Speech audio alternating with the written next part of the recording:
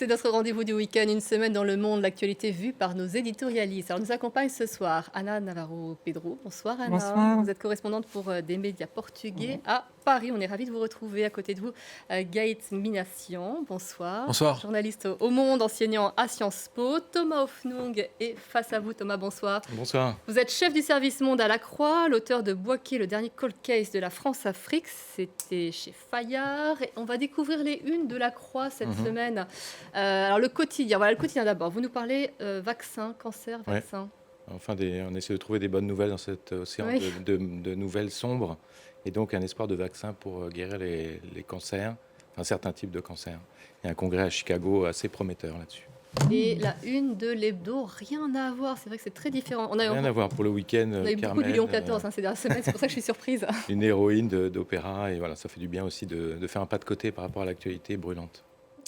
Et puis à côté de vous, Truand, dessinateur de presse qu'on a l'habitude de voir sur ce plateau. Bonsoir Truand, vous êtes membre de Cartooning for Peace et vous avez beaucoup de dessins à nous présenter ce soir.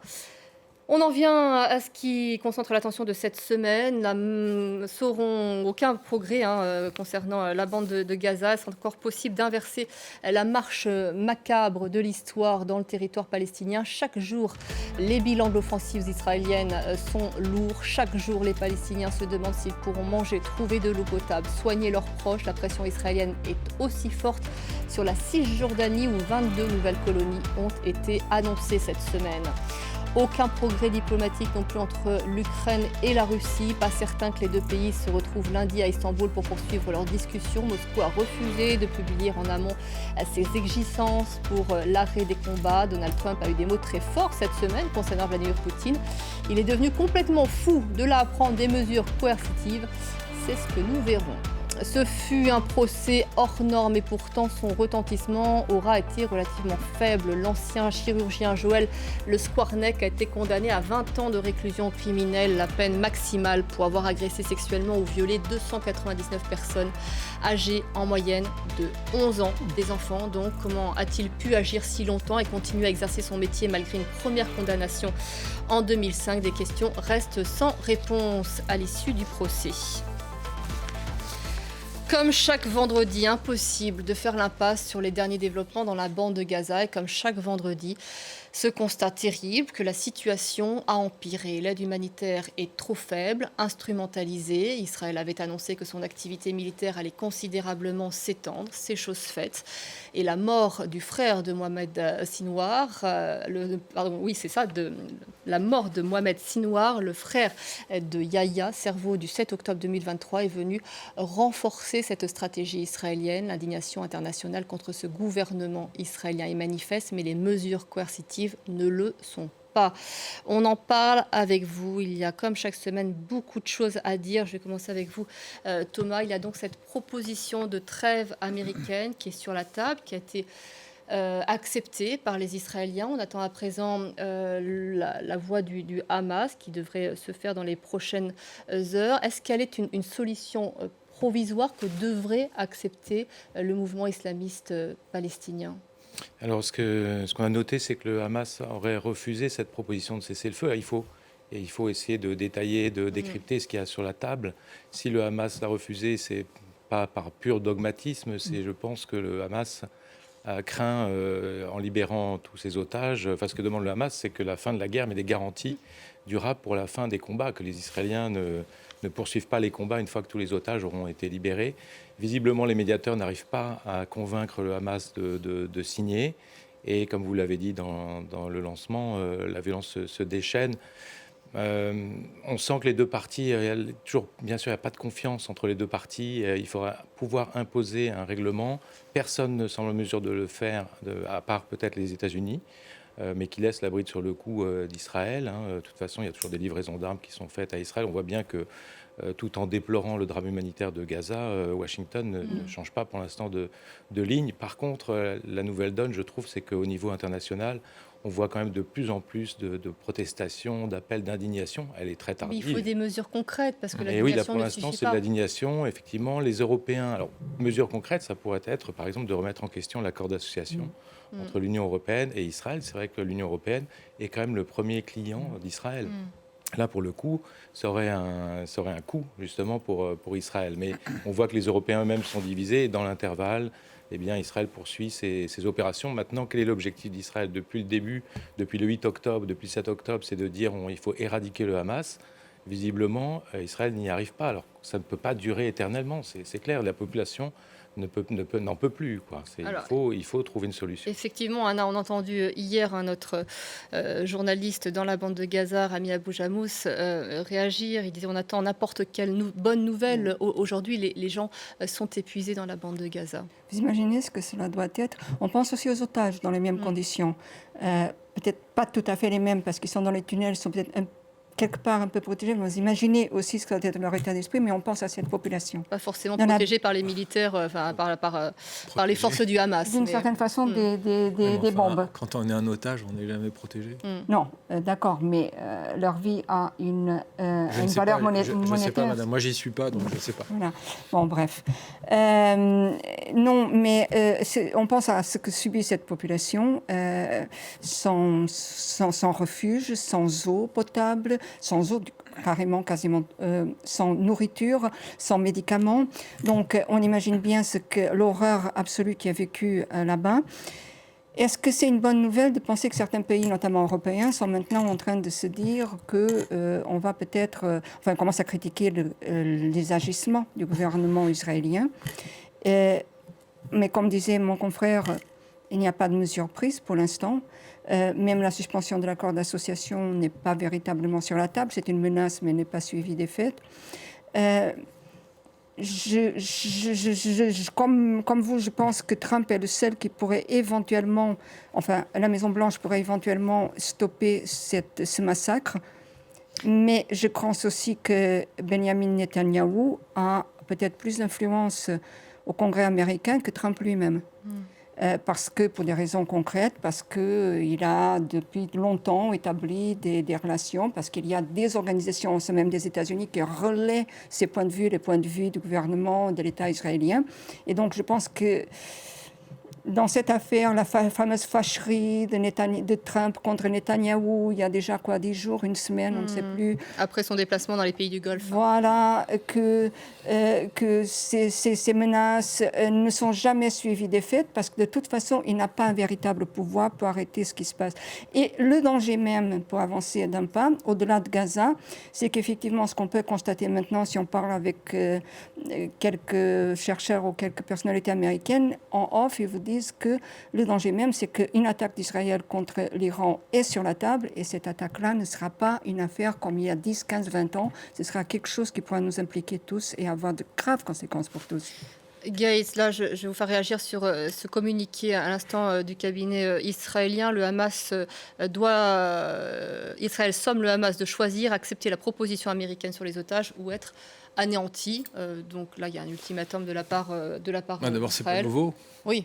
Premièrement, deuxièmement... Et l'anéantissement, il est déjà en cours de toute façon. Déjà, et deuxièmement, sincèrement, pour moi, la seule solution de ce conflit, elle ne peut venir que de la société israélienne. Je pense que mes collègues l'ont dit, l'Europe tergiverse, les États-Unis font semblant de faire pression, parce qu'on voit l'administration Biden faisait pression, mais l'administration Trump pas trop. Au contraire, on a vu encore qu'un grand nombre d'avions a pu atterrir, avions militaires atterrir en Israël. Donc, sincèrement, je ne pense pas que les pressions internationales puissent apporter quelque chose, hélas.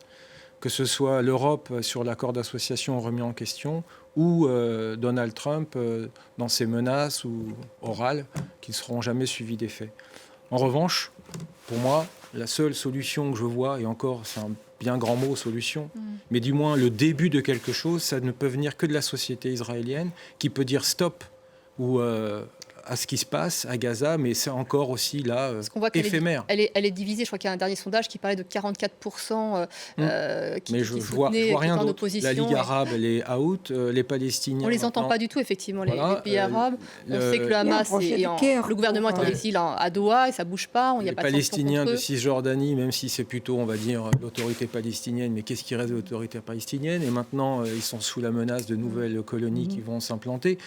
Et je pense que Netanyahou se dit, moi, j'ai un agenda, c'est détruire le Hamas, mais je ne sais pas comment on détruit un réseau terroriste, parce que, ok, je vais détruire dans tel village, mais après, ça peut venir ailleurs, donc je ne sais pas. Je disais, il y en a à l'extérieur de la bande de Gaza aussi. Voilà. Je veux dire, le Hamas n'est pas anéanti à l'extérieur. C'est pour ça que je pense que la communauté internationale est impuissante face à ce type de situation et dont pour moi le début de quelque chose, je dis bien le début, j'ai fait exprès de dire solution, mais le début de quelque chose ne peut venir que de la société israélienne. Le reste, je n'y crois pas un instant. On entend qu'il y a des paroles, on entend à l'extérieur Elie Barnavi qui parle beaucoup dans les médias français, oui, mais notamment. Comme disait ma collègue à côté, Anna, ce sont des paroles. Des actes, dire les paroles, tout le monde. Il y a des manifestations, il y a une mobilisation, mais effectivement, les seules manifestations qui peuvent avoir effet, et encore, c'est pas gagné, c'est d'Israël contre Netanyahou. Ce qui est terrible, je trouve, c'est que la société israélienne, enfin Netanyahou peut jouer là-dessus, sur ce concert d'indignation qui monte, en soufflant un peu sur cette idée que Israël est une citadelle assiégée, que tout le monde est contre Israël. Alors que quand on regarde dans les faits, tous les pays qui ont signé des accords diplomatiques, notamment les pays arabes, n'ont pas rompu leurs relations diplomatiques avec Israël, comme si tout le monde attendait d'une certaine manière que la question du Hamas soit réglée pour reprendre le cours de l'histoire. Donc pour l'instant, on a l'impression que la société israélienne, elle est imperméable à ce type de pression, voire même au contraire, ça peut se retourner en faveur de Netanyahou qui va jouer là-dessus en disant « Regardez, le monde est contre nous », avec bien sûr le souvenir de la Shoah, et c'est ce qu'a réveillé, je pense, le 7 octobre, ces souvenirs de la Shoah, de jouer là-dessus sur cette idée que la peur de l'anéantissement, il faut une union sacrée en Israël. Alors il y a quelques voix dissonantes, mais elles ne sont pas très nombreuses, et c'est aussi beaucoup par rapport aux otages. Et politiquement, on ne voit pas pour l'instant de parti capable de challenger Netanyahou. Il y a quand même un général israélien, ça a été assez dit cette semaine, qui a dit, en effet, l'Israël est en train de devenir un État paria, comme l'était l'Afrique du Sud dans le temps de l'apartheid. Je ne pense pas que ça ait un impact, après ce que je crois savoir, sans avoir une connaissance générale de l'État d'Israël, mais d'après tous les contacts que je peux avoir là-bas, qu'il y ait une conscience de la part de la population de comment les Israéliens commencent à être regardés à l'étranger. Je pense qu'effectivement, tout est fait, une bulle psychologique dans le pays. Il faut ramener les otages et il faut exterminer le Hamas. Même les militaires israéliens disent on n'extermine pas le Hamas. On ne peut pas, vous l'avez dit. C'est une organisation, ce n'est pas une armée face à une autre armée, c'est une organisation des ombres, de l'ombre, donc, et des tunnels, où on est un peu plus protégé des bombes. C'était délicat de dire, Anna. Voilà, c'est ce que je voulais dire tout à l'heure. C'est peut-être la seule protection, effectivement, parce que c'est celle-là dont je parlais. Ce sont des otages qui sont torturés par donc, des terroristes. On exactement. Le et donc là, ces deux questions qui sont dans une bulle psychologique totale de la population israélienne n'éclatent pas. Et d'un autre côté, d'où l'appui à Netanyahou. Et de l'autre côté, oui, on pourrait, si on voulait, arrêter tout ça. C'était arrêter les aides financières et l'armement à Israël. Mais personne ne va le faire, comme on l'a dit. Donc, à partir de ce moment-là, parce que l'État d'Israël est en train de tomber en morceaux. D'autant plus Il y a plus de gens qui travaillent suffisamment. Les exportations sont en train de baisser. La production, le PIB est en train de baisser. Et Netanyahou s'attaque aussi au contre-pouvoir intérieurement, Gaël. Voilà. Le grand drame, pour moi, au-delà du drame humain, bien entendu, c'est à l'échelle du système international. C'est que le droit international humanitaire est totalement bafoué, que le système international qui est sorti de 1945, il est remis en question, il est en train de s'effondrer. Et il est là, le vrai débat à l'échelle mondiale. C'est si on n'arrive même plus à faire respecter nos fondamentaux, qu'est-ce qui se passe après ? Et là-dessus, je pense que la communauté internationale, si elle existe, doit se saisir de cet acquis, de cet héritage de 1945 pour savoir si on est encore au diapason ou pas. Et si on est au diapason, agissons de telle sorte, mais je ne pense qu'on n'agira pas. Et donc ça veut dire que le système de 1945 qui est en train de s'effondrer est vraiment derrière nous. Et la tragédie palestinienne et aussi l'histoire des otages israéliens, les deux sont là pour nous démontrer que on est sorti du monde de 1945 et on ne sait pas vers où on va. On va vers un monde anxiogène, c'est clair, incertain, c'est clair, et sans savoir qui peut écrire l'histoire du monde. Et il est là le grand drame. Ce qui se passe là-bas a une portée universelle, effectivement. Totalement, puisque n'oublions pas qu'Israël est fondé sur le système de 45. Donc tout ce qui se passe en Israël depuis 1945, créé en 48, on le sait, mais 47-48, mais disons que c'est l'enfant du système de 45, Israël, quelque part, dans le monde contemporain. Et voir ce qui se passe actuellement, c'est aussi l'illustration que ce monde de 1945 est bien en train de s'évaporer. Truand, vous avez pas mal de dessins à nous présenter. Oui. Belle sélection. Oui. J'ai 6 dessins, 2 qui couvrent l'arrivée de l'aide tardive, 2 qui couvrent l'arrivée ou le réveil tardif de la communauté internationale, comme on en parlait il y a un instant, et les 2 derniers qui couvrent plutôt l'isolation d'Israël, mais surtout de Netanyahou. Donc, un premier dessin qui nous vient de Jordanie, d'Emad Hajjaj, je pense qu'il se passe de commentaires, et qui commente là le côté un peu carrément dérisoire de l'aide qui est apportée sous forme de pèse.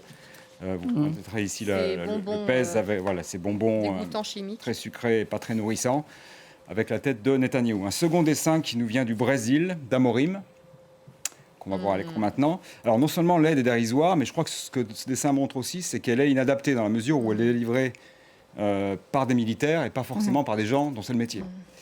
Troisième dessin, on change de registre complètement, puisque c'est un dessin du dessinateur français Charmag, donc beaucoup plus noir, beaucoup plus ironique. Une bonne conscience de la communauté internationale face à la famine en Palestine. Au moins, il ne meurt pas des armes que l'on fournit à Israël. Donc c'est une forme de pas de côté pour essayer de digérer un petit peu les atrocités qui s'y perpétuent. Un dessin suivant, toujours dans le ton ironique et noir que savent faire les dessinateurs français. Sous le ciel, Israël, l'Europe hausse le ton. Donc on imagine qu'il s'agit de là d'Ursula von der Leyen. Attention, je vais compter jusqu'à 50 000 morts et après tu vas faire un temps calme, coquinou. Oh là là. Donc voilà, pas forcément un commentaire qui appelle beaucoup de... Montessori n'est pas adapté à la bande de Gaza. Absolument. Et les 2 derniers dessins là, qui commentent très rapidement et de manière silencieuse mais assez éloquente l'isolation de Netanyahou, d'une part vis-à-vis de son allié canonique américain, avec un parachute qu'on voit être de plus en plus incertain, qui nous vient de Syrie, de Fad Bahdi, et un tout dernier dessin qui nous vient d'Uruguay, on aura traversé les continents, de Rodrigo Acevedo Musto, avec la question ouverte qui est jusqu'à quand Netanyahou va-t-il continuer ses pas chassés, je crois, ou c'est jeté, je ne suis pas exactement sûr de la formule, pour éviter la réalité du drame et pour éviter un arrêt des combats ou un arrêt des atrocités. On voit en tous les cas des dessins très noirs parce qu'évidemment c'est ce qui inspire la bande de Gaza au fil des jours et ce décompte macabre que l'on fait dans nos journaux malheureusement. En Ukraine, les discussions diplomatiques avec la Russie sont dans la passe. Moscou refuse de dévoiler ses propositions pour un accord de paix. Donald Trump du coup s'impatiente. Il a qualifié Vladimir Poutine de complètement fou cette semaine après l'intensification des bombardements russes sur le terrain.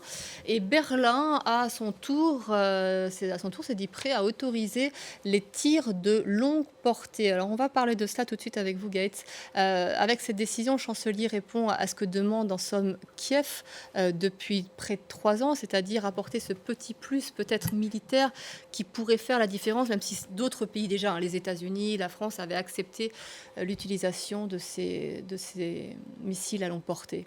Alors c'est une coopération qui n'est pas nouvelle, mais qui va un peu plus dans l'intégration des outils militaires ukrainiens et européens. Et ça, c'est plutôt une bonne nouvelle pour les Ukrainiens. Et ça permet à l'Allemagne de ne pas trop s'impliquer directement et ne pas apparaître comme on dit, co-belligérant. Donc ça va plutôt dans le bon sens pour l'Ukraine. Je pense qu'il y a eu un effort réel.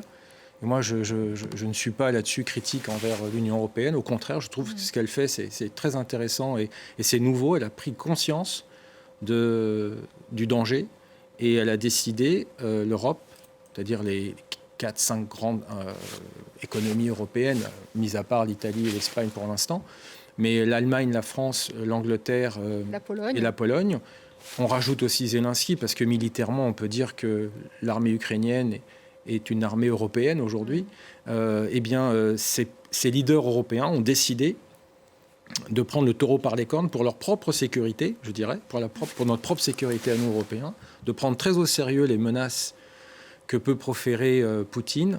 Et Poutine a menacé justement de taper aussi sur les pays de l'OTAN si jamais ils utilisaient des tirs à longue portée, donc c'est à double tranchant. C'est pour ça que je dis ça. Et deuxièmement, je pense que les Européens n'ont pas renoncé à une participation européenne à ce processus diplomatique, et c'est pour ça qu'ils mettent le paquet au niveau militaire.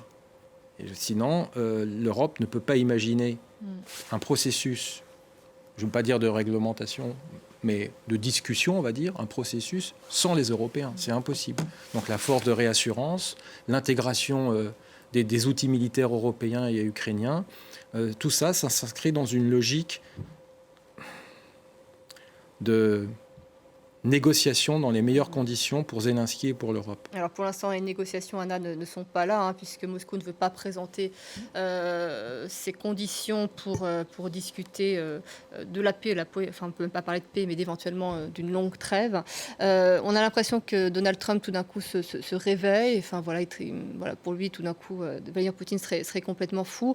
En tous les cas, alors que la semaine dernière, il passait un coup de fil et il faisait des affaires avec lui, donc on se demande comment il va pouvoir combiner les deux, quoi. C'est-à-dire à la fois le traiter de fou, puis en même temps faire du business avec lui, puisque c'est ça ne lui pose aucun problème de combiner les deux avec Trump, ne vous inquiétez pas. Il combinera tout très bien.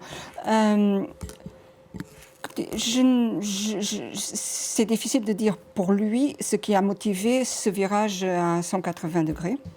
Est-ce que c'est quelqu'un qui a parlé en dernier? Est-ce que c'est quelqu'un qui est plus pro Je crois que Zelensky l'a interpellé sur le nombre de victimes. Oui, non, mais ça s'est passé au niveau de Washington. C'est au niveau de ses interlocuteurs à Washington que cela s'est passé, à mon avis, et à l'avis de beaucoup d'observateurs. Donc on ne sait pas jusqu'à combien de temps ça va se passer. Quelles sont les données qui l'ont amené à dire qu'il est devenu fou tout d'un coup non plus? Il n'a pas expliqué non plus. Ce qui est certain, c'est que même si on nous a dit depuis le début que Poutine était fou, il n'est pas fou du tout, pas plus qu'il est malade. Il a une idéologie et il y va. Il sait très bien ce qu'il fait, et je crois qu'en ce moment, concernant les négociations pour cesser le feu, pour un cessez-le-feu éventuel, on ne les a pas vus aboutir. Il faut deux pour danser le tango. Il faut que des deux côtés, il y ait envie d'y aboutir aussi. Il ne faut jamais oublier cela. Puis il faut bien écouter ce qu'ils disent aussi. Quand on a un ennemi, il faut écouter ce qu'il dit. Il ne faut pas lui projeter sur lui nos idées, nos fantasmes ou nos peurs. Et si on a un ennemi face à nous, il faut savoir ce qu'il dit. Et ce qu'il dit depuis le début, c'est qu'il veut une conférence pour la sécurité en Europe globale. Il ne veut pas un simple cessez-le-feu.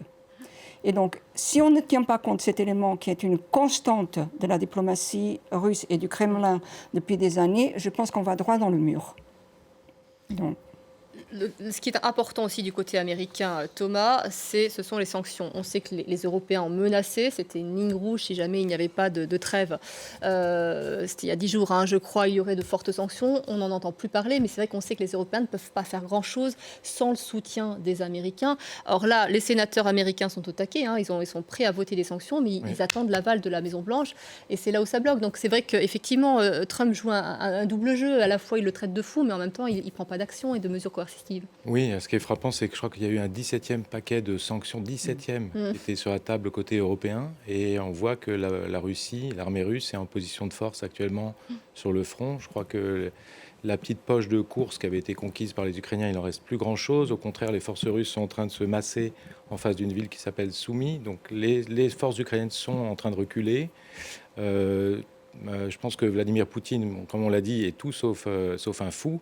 Au contraire, je pense qu'il doit regarder Trump, que c'est le fou du fou, si vous voulez, Donald Trump. Parce qu'il fait ces virages constants, ces zigzags constants. D'ailleurs, il traite Poutine de fou, mais demain, il va peut-être de nouveau faire un numéro de charme, ou en tout cas tendre la main à Poutine. Donc je pense que dans l'intervalle, en quelque sorte, Poutine, il pousse son avantage. Alors sur les sanctions, effectivement, c'est vrai que les États-Unis, il faut toujours penser qu'il y a la Maison-Blanche, mais comme vous l'avez dit, il y a le Congrès. Et les élus, un certain nombre d'élus, y compris des élus républicains, sont beaucoup moins complaisants avec Poutine que ne l'est Donald Trump et son administration. Il y a un facteur qui peut jouer quand même, qui peut être très coûteux pour Poutine, c'est le prix du pétrole, le prix du baril, qui est tombé à $60, je crois, le baril aujourd'hui. Or, on sait que l'économie russe, elle dépend énormément aujourd'hui encore de ses exportations de pétrole, que la Chine notamment ou l'Inde achètent à bas prix. Si le pétrole continue à baisser ou reste à ce niveau, c'est sûr qu'il va y avoir beaucoup moins d'argent dans les caisses pour Poutine. Mais bon, il a encore des réserves et ça veut dire qu'il peut continuer encore son effort de guerre pendant un certain temps. Poutine a 2 options sur la table en termes de progression diplomatique et politique. La première option, c'est son vaste projet de néo-Rassia, c'est-à-dire de composer un seul État russe, l'Empire russe, une seule Russie, sur l'ensemble du territoire ex-soviétique. Donc il n'y a plus d'Ukraine, il n'y a plus de Géorgie, il n'y a plus d'Azerbaïdjan, il n'y a plus d'Arménie, il n'y a plus de Moldavie, il y a la Russie.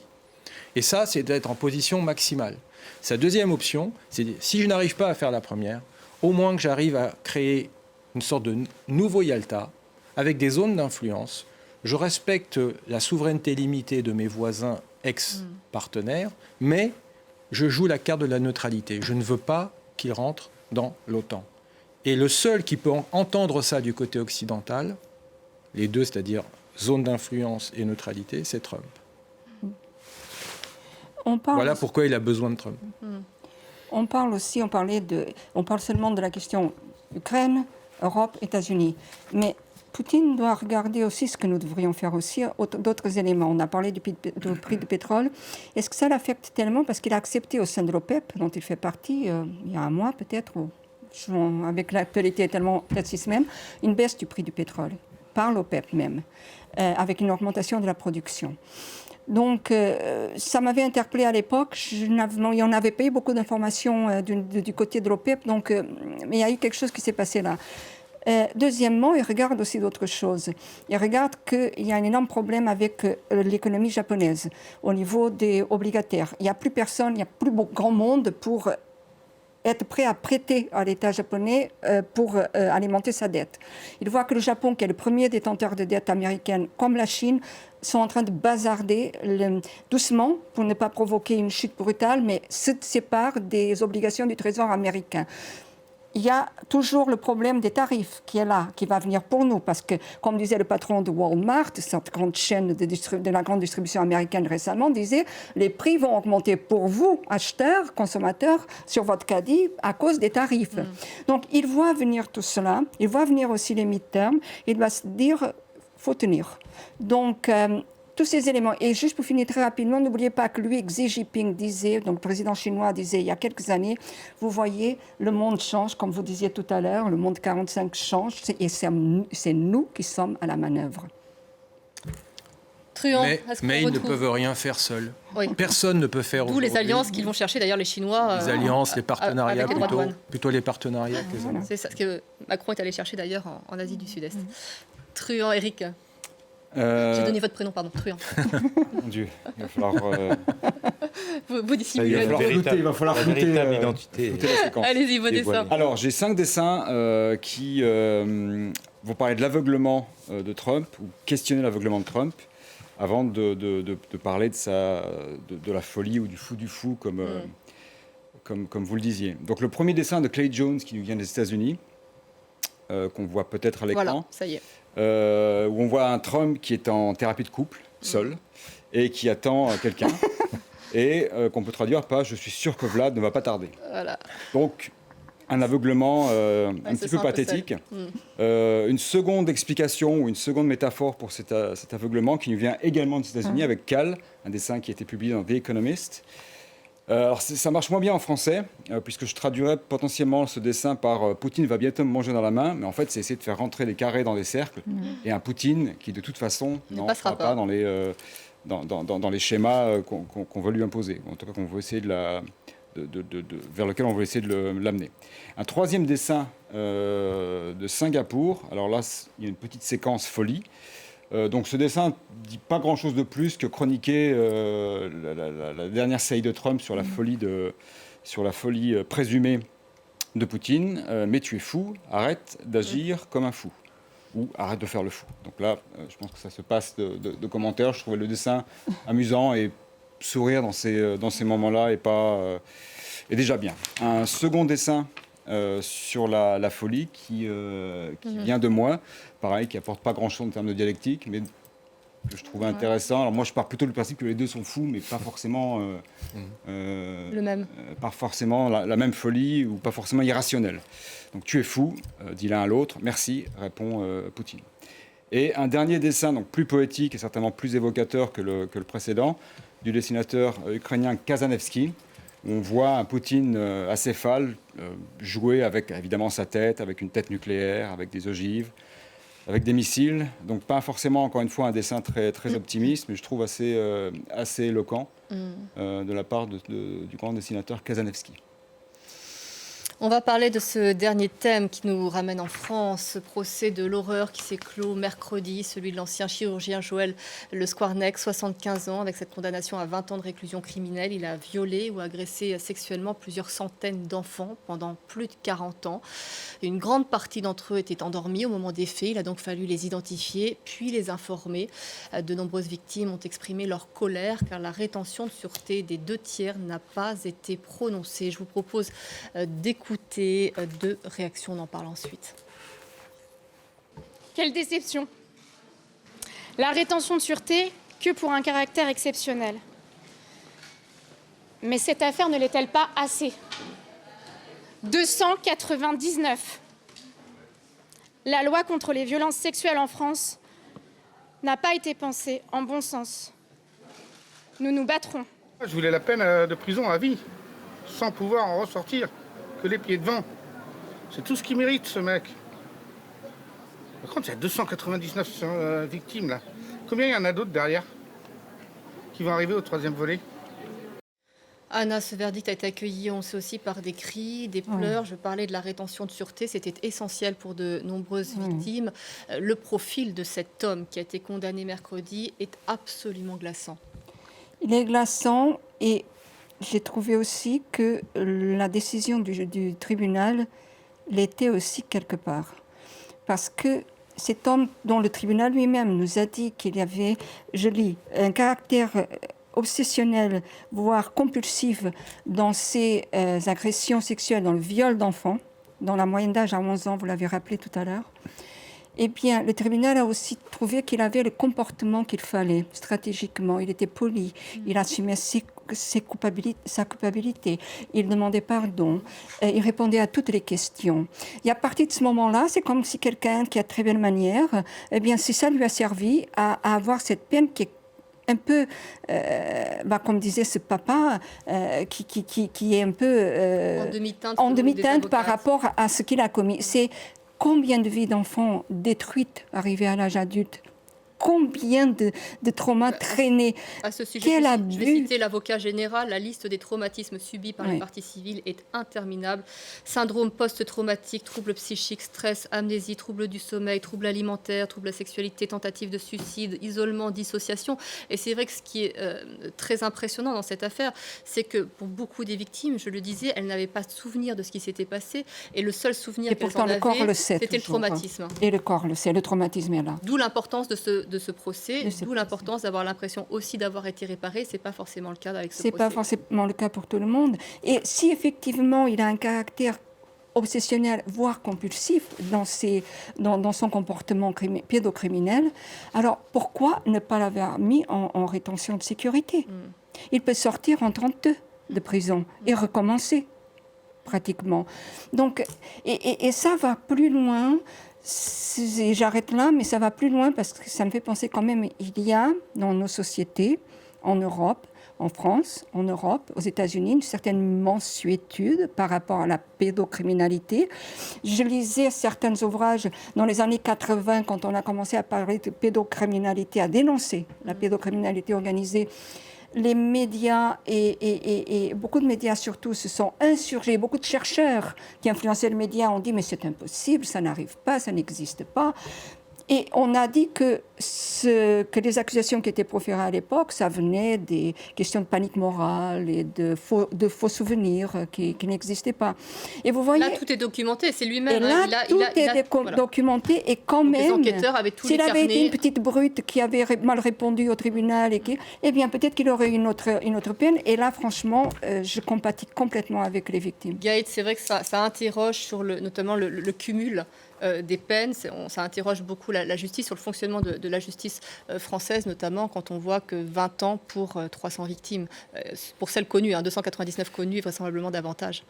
C'est délicat comme question, parce que d'abord, il y a 2 procès qui se suivent depuis à peu près un an. C'est le procès Mazan, l'affaire Pellico, et maintenant...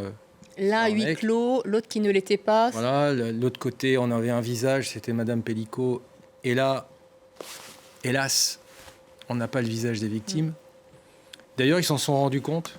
Ils ont commencé à se tourner vers les journalistes, les victimes, et je peux les comprendre, une fois que le verdict avait été prononcé. Et là, il y a beaucoup plus de prise de parole, parce que je pense que l'émotion est trop forte. Et puis, on vit une époque d'une telle surémotion que forcément, la justice, justement, la justice ne tremble pas quand elle rend sa décision. Il n'y a pas de pathos, elle applique le droit. Et là, elle a appliqué le droit en oubliant, peut-être. Moi, je ne connais pas le dossier à fond, mais je pense que ça m'a surpris. Hein, je veux dire, quand j'ai vu cette rétention de sûreté qui n'apparaissait pas, je me suis dit, dis donc... Mais en même temps, je suis un peu embêté parce que les décisions de justice, de les commenter, ça me pose toujours un problème. Évidemment, mais c'est vrai qu'il y avait une première condamnation, je le rappelais en titre, je crois, ou dans le lancement, il y avait une première condamnation en 2005. Donc c'est vrai que Thomas interroge aussi le corps médical qu'il a laissé pratiquer, qu'il a laissé exercer, alors qu'il y avait déjà des suspicions. Oui, c'est vrai que c'est ça qui est aussi très frappant dans cette affaire, c'est que c'est duré aussi longtemps. Et que personne n'ait rien vu, peut-être mettre des guillemets, ou il y a eu des témoignages de confrères, de médecins qui disaient qu'il y avait quelque chose qui paraissait bizarre, puis il y avait une première condamnation, je crois. Il avait été, mais il a pu continuer son activité, il est parti ailleurs. Et peut-être, c'est un peu comme vous disiez, il y avait peut-être un manque de prise de conscience à l'époque. Avec le regard d'aujourd'hui, on se dit mais comment on a pu laisser passer ça ? Maintenant, ce qu'il faut espérer, c'est qu'il y ait des mécanismes de contrôle qui soient mis en place dans différents secteurs. On voit que les choses ont bougé. Je pense que dans le cinéma, ça bouge. Dans tout le secteur jeunesse, les séjours pour les enfants, etc., maintenant, il y a des dispositions qui sont prises pour que les enfants soient plus seuls avec un adulte. Il faut qu'il y ait 2 adultes, je crois, à chaque fois. Et c'est qu'on voit la difficulté d'agir sur la protection de l'enfance. C'est un sujet qui reste très, très difficile à appréhender pour les autorités. Oui, donc là, est-ce que ce procès pourra permettre d'avancer dans cette direction ? Je ne sais pas. Sur la rétention de sûreté, c'est compliqué, effectivement, comme question, parce que, si j'ai bien compris, c'est de garder le condamné en prison au-delà de l'exécution de sa peine, en considérant qu'il représente à nouveau un danger. Peine après la peine. Voilà, peine après la peine, ça veut dire que, je crois que c'est Robert Badinter qui disait, après l'homme coupable, on a l'homme dangereux. Donc c'est en quelque sorte, on fait de la prévention, mais comment déterminer cette dangerosité ? Effectivement, il a commis ces crimes abominables, mais comment juger qu'il va les commettre, à coup sûr qu'il va recommencer. Voilà. Donc il faut qu'il purge sa peine, et après, normalement, il y a des mécanismes pour vérifier et peut-être qu'il sera temps à ce moment-là de revenir. Ça dit aussi quelque chose quand il dit pardon. Je pense que personne ne lui fait confiance quand il dit pardon. Tout le monde pense qu'il simule, tout le monde pense qu'il est dans une mise en scène. Et surtout à la lumière de ses carnets, en fait. Surtout à la lumière de ses carnets, de tout ce qu'il a consigné dans ses carnets. C'est d'une précision qui, je reprends l'adjectif, qui est glaçante. Et donc, du coup, ça interpelle, effectivement. On se dit, est-ce qu'il est capable ? Il avait ce regard-là tous les jours, il consignait ses faits. Est-ce qu'il est capable, du coup, d'arrêter du jour au lendemain, après avoir pratiqué pendant 40 ans de tels actes ? Voilà, c'est en tous les cas la réflexion des familles. On a le temps, j'avais envie d'aborder aussi la notion du retentissement de ce procès, parce que vous faisiez la comparaison avec l'affaire Pellico. C'est vrai que l'affaire Pellico a eu un retentissement international extrêmement important. Vous donniez un élément de réponse, Gaït, peut-être parce que c'était personnifié, parce que c'était pas huis clos. Est-ce que nous, autour de la table, on connaît un visage de victime de l'affaire Skornek ? Je ne sais pas. Alors que dans l'affaire Mazan, oui, forcément. On les a vus. Mais on l'a vu avec Madame Pellico. Mais là... Et pourtant, moi, j'ai suivi de près, je lisais tous les jours les articles de Florence Aubenas qui a eu le courage de couvrir ça, parce que ça ne doit pas être évident. Et on a du mal à incarner ce procès, si ce n'est avec le visage de cette personne. Peut-être qu'il y a une injustice, je trouve, par rapport aux victimes, c'est qu'il y a eu l'affaire Mazan, effectivement, qui a eu, comme vous le disiez, un impact énorme en France et aussi énormément à l'international. Est-ce qu'il n'y a pas une forme de trop-plein? C'est-à-dire que les gens se disent, après les horreurs du procès Mazan, est-ce que le public, l'opinion est prête à affronter de telles horreurs à nouveau dans un procès? Enfin, je pose la question. C'est peut-être un peu de lâcheté, mais c'est peut-être un fait. On peut aussi se dire que pour avoir une connexion, mon enfant, mon petit frère, mon petit-fils, mon neveu, ma nièce pourraient être violés par un médecin sous anesthésie. Là, la connexion est immédiate à mon avis. Tout le monde va à l'hôpital, malheureusement. Truand. Ça a été pris en main par quelques dessinateurs. C'est un sujet qui est très difficile à mettre en image. Alors, c'est très délicat. Un sujet, de toute façon, parmi d'autres, qui est difficile à traiter frontalement ou littéralement.